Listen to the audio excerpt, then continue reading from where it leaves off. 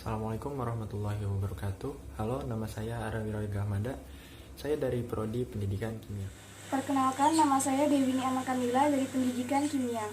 Perkenalkan, nama saya Hayatiga Maizati Putri dari jurusan Kimia, Prodi Pendidikan Kimia. Perkenalkan, nama saya Salwa Azhari, saya dari kelompok 17 Rasan, jurusan Kimia. Nama saya Basiko Sofian Wijana, Prodi Kimia. Hai, nama saya Wahida Rahmawati dari program studi farmasi jurusan Kimia Universitas. Perkenalkan, nama saya Tristania Magdalena Dumatubun dari jurusan Kimia program studi farmasi. Perkenalkan, nama saya Kulatifah Alia dari Prodi Pendidikan Kimia. Perkenalkan, saya Fatia Nuhasal Sabila dari Fakultas MIPA Prodi. Perkenalkan, nama saya Nika Husseina dari kelompok Razan, Prodi Pendidikan Kimia. Nama saya Devi Chandra Kirana, jurusan Kimia dari kelompok Rasan. Assalamualaikum warahmatullahi wabarakatuh. Saya Muhammad Raffi dari kelompok 17 atau kelompok Rasan akan menjelaskan peralatan mendaki atau peralatan menjelajah, yaitu survival kit dan jam tangan. Dimulai dari survival kit dulu. Survival kit atau perlengkapan bertahan hidup, bentuknya seperti tas seperti ini ya. Bentuknya sudah satu pack, itu satu tas. Survival kit atau perlengkapan bertahan hidup adalah suatu paket peralatan yang berisi alat-alat serbaguna saat kita sedang berada di alam liar. Walau kelihatannya berisi alat-alat biasa, namun keberadaannya saat berpetualang di alam bebas sangat berguna. Biasanya survival kit berisi pisau serbaguna, korek, botol minum, senter, kompas, dan lain-lain. Jam tangan. Jam tangan di sini berguna untuk menunjukkan waktu, sehingga saat waktu menunjukkan waktu akan gelap, penjelajah tidak akan masuk ke daerah-daerah ekstrim dan akan mendirikan tenda. Untuk jam tangan yang bisa digunakan untuk menjelajah atau mendaki biasanya sudah tersertifikasi tahan air, tahan debu, serta goncangan. Emergency shelter atau tempat penampungan darurat yang biasa kita sebut dengan tenda. Jadi tenda ini biasanya pendaki selalu membawanya karena untuk mereka bersinggah atau bermalam di gunung tersebut. Selanjutnya ada baju ganti. Baju ganti ini selalu pendaki bawa karena ketika dalam pendakian bisa saja baju tersebut, baju dia basah. Nah, dia harus mengganti bajunya agar mereka atau dia tidak masuk angin. Peralatan selanjutnya adalah sleeping bag. Pada malam hingga dini hari di gunung terasa dingin. Jika kalian ingin tidur dengan nyaman tanpa merasakan hawa dingin yang menusuk tubuh, maka gunakanlah sleeping bag. Sleeping bag ini sangat penting bagi kalian yang tidak tahan dengan hawa dingin dan bagi pendaki pemula. Jaket. Bawalah jaket yang dapat melindungi kamu dari terpaan angin gunung yang cukup kencang dan dari hawa dingin. Jaket ini terdiri dari dua jenis, yaitu jaket parasut dan jaket tebal. Jaket tebal ini biasanya terdiri dari dua layer yang mempunyai fungsi untuk menghangatkan tubuh. Sepatu hiking merupakan sepatu yang digunakan oleh para pendaki untuk melindungi kakinya dari sinar terik matahari dan cuaca hujan. Selain itu, sepatu hiking juga berfungsi untuk melindungi kaki dari gigitan lintah dan tanaman yang berduri. Kemudian geister. Geister merupakan pelindung kaki yang digunakan untuk melindungi kaki dan sepatu dari cipratan lumpur, debu, kerikil, dan batuan. Ada kompas. Kompas adalah alat navigasi untuk menentukan arah berupa panel penunjuk magnetis yang dapat menjelaskan dirinya dengan medan magnet bumi secara akurat. Nah, kompas juga sangat berfungsi bagi bidang navigasi. Yang kedua ada pisau. Pisau memang banyak jenisnya, namun secara umum pisau memiliki fungsi untuk memotong benda. Kantong plastik. Kantong plastik adalah salah satu makromolekul yang proses pembentukannya melalui tahap polimerisasi.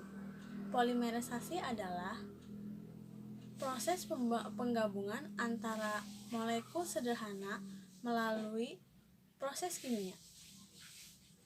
Sekian. Dari tas gunung, yaitu sebagai tempat menaruh barang untuk bawaan saat mendaki, sebagai keamanan, sebagai tempat lesehan sementara saat capek di trek, dan juga untuk memudahkan mendaki gunung. Yang kedua ada jas hujan. Jas hujan adalah pakaian anti air yang dipakai untuk melindungi tubuh dari hujan, yang memiliki fungsi utama yaitu untuk minimalisir masuknya air yang mengenai bagian tubuh dan pakaian. Peralatan makanan. Peralatan makanan sangat penting untuk dibawa, terutama piring dan gelas. Piring dan gelas yang sangat wajib untuk dibawa adalah piring dan gelas yang bukan kaca. Contohnya yaitu piring dan gelas plastik. Selain praktis, piring dan gelas plastik juga sangat mudah untuk dibersihkan, sehingga sangat cocok dibawa pada saat hiking. Jangan pernah untuk membawa piring dan gelas yang dari kaca, seperti yang ada di rumah kita, karena sangat berbahaya. Peralatan yang kedua yaitu sendok dan garpu lipat. Dengan bawaan yang banyak dan beragam, kita pasti sangat membutuhkan alat-alat yang mudah dan gampang dibawa. Salah satu contohnya yaitu garpu dan sendok lipat ini. Selain praktis, sendok dan garpu lipat ini juga tidak memerlukan banyak tempat di dalam ransel kita. Nah, yang terakhir yaitu jenis pelindung kepala. Contohnya yaitu buff atau kupluk atau topi. Selain telapak tangan yang mudah sensitif, ternyata telinga juga loh.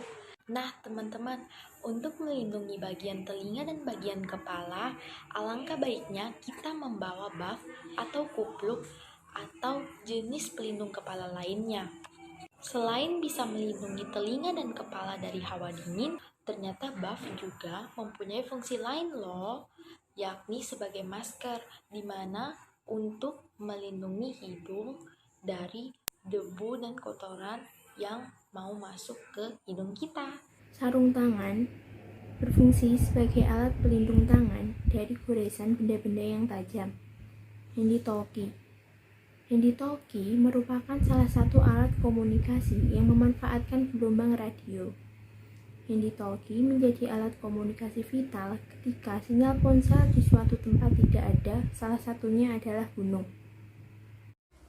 Matras. Dalam kegiatan memuncak, matras dapat digunakan sebagai alas tidur. Jika Anda malas membawa sleeping bag ataupun tenda, Anda dapat menggunakan matras. Senter atau headlamp. Senter atau headlamp dapat digunakan sebagai alat pencahayaan saat malam hari. Sebaiknya Anda jangan hanya tergantung pada senter pada handphone, karena senter pada handphone tidak cukup kuat cahayanya.